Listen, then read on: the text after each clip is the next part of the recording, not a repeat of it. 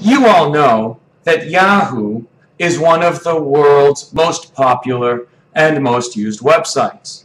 There are sites for Yahoo all around the world, including here in Taiwan, but in many other countries as well, Canada, France, South Africa, and many, many more. Well, Yahoo is a website, but did you know Yahoo is also a noun in English? A noun that goes back almost 300 years? It has a little bit of an interesting history itself. If you call a person a Yahoo, that means you're calling them an uncivilized, coarse, barbarian, they're uncivilized, they don't have any literature. So basically calling someone a Yahoo is really not a good thing. It's kind of an insult. So, now, those fans are such Yahoos. You see a bunch of fans out there, they might be drinking, they might be yelling really loud, maybe saying really bad things about the other team or fans on the other team. They're all a bunch of Yahoos. Okay. Again, today we think of Yahoo as one of the world's most popular, most used websites. Okay. But if you have a person with no civilized values, no civilized behavior, no knowledge of the arts or of culture or of letters, we can call that person a Yahoo. Now, where does the word come from? Well, if you're Yahoo, maybe you don't know, but it comes from literature.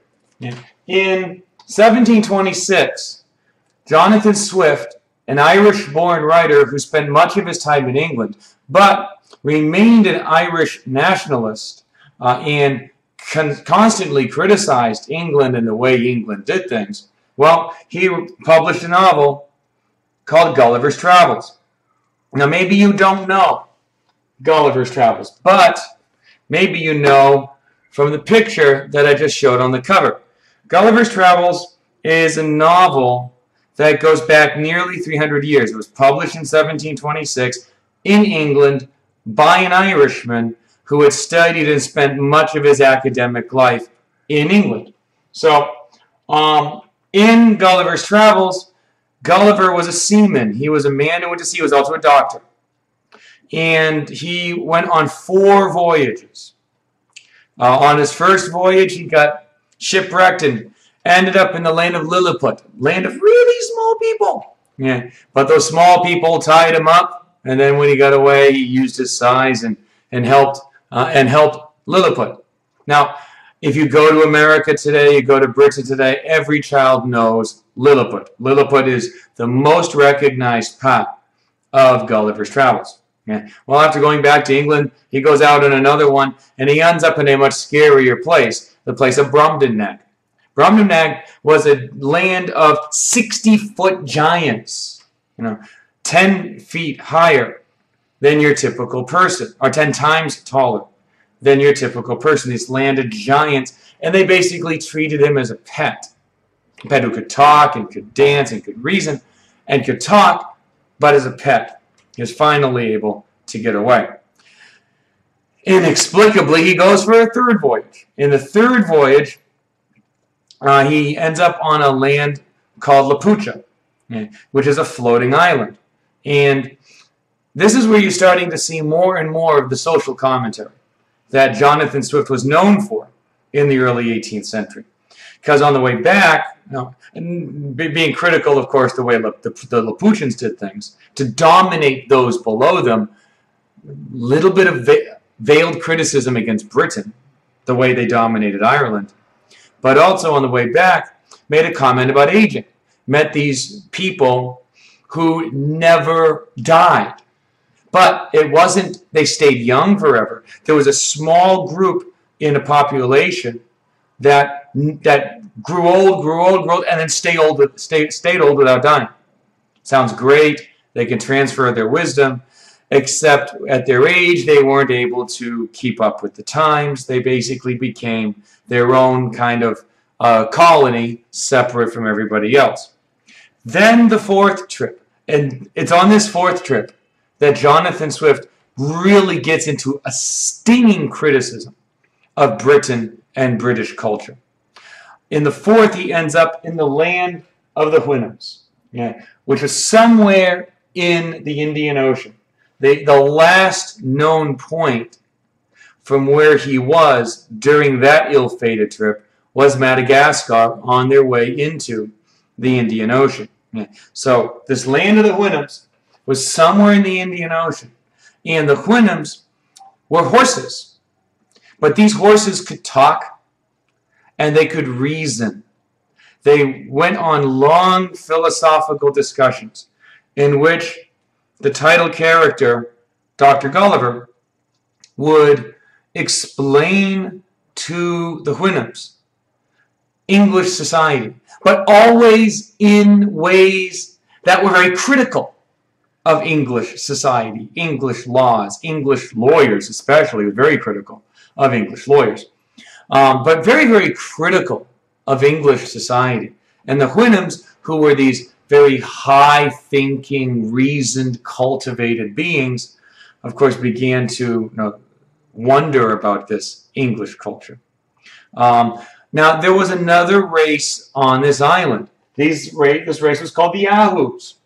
Now, these Yahoos were uncivilized, barbarian humans. They barely wore any clothes, kind of like you would imagine human beings perhaps being 30,000 years ago, without agriculture, without even language to communicate with one another in a way that the Houyhnhnms would consider to be civilized. So you had the barbarian, uncultivated Yahoos, the humans, and you had the very sophisticated Houyhnhnms, who were the horses.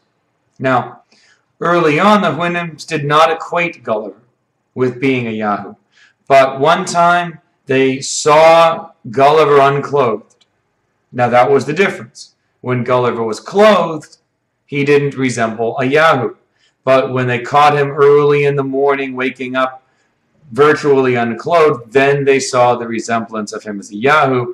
It kind of then explained all the problems in English society, and they eventually forced him to leave, even though Gulliver wanted to stay. So now, Yahoo were these people who were barbarians on this island of the Houyhnhnms.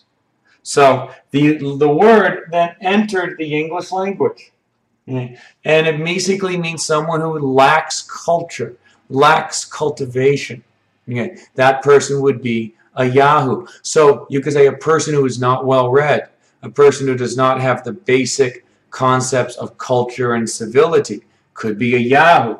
And so Yahoo became as much a part of the language and the culture as Lilliput. Because Lilliput is, many times you'll see movies, see stories called Gulliver's Travels, and some of them only include Lilliput. So Lilliput is the best known.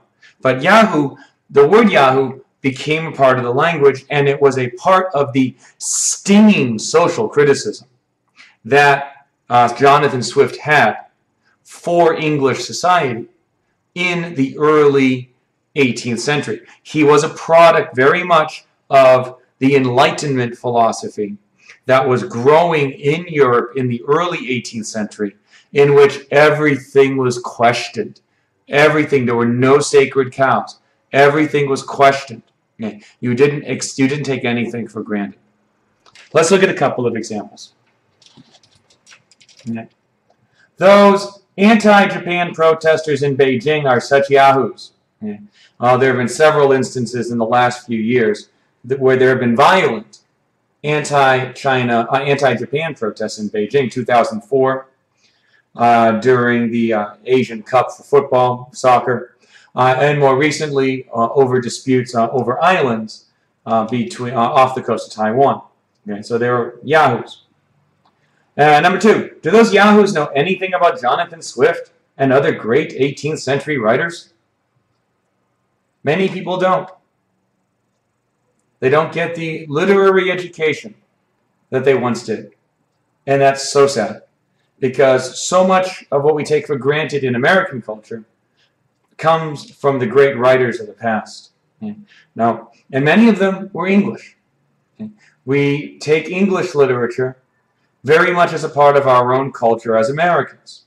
So Jonathan Swift and Gulliver's Travels, we have accepted that and adopted that, even though he was an Irishman, Okay. We've adopted many elements of that as a part of our own cultural knowledge and our own cultural literacy. So a Yahoo might be someone who is not familiar with some of these great writers and some of the vocabulary that comes as a result. This has been an installment of Word and Idiom Origins. 如果你还有英文的问题，你可以上 FB 台中新英文美语，也可以上 YouTube TCNEEnglish。如果你在台中，你找英文老师，你可以在 FB 跟我联络。谢谢你收看。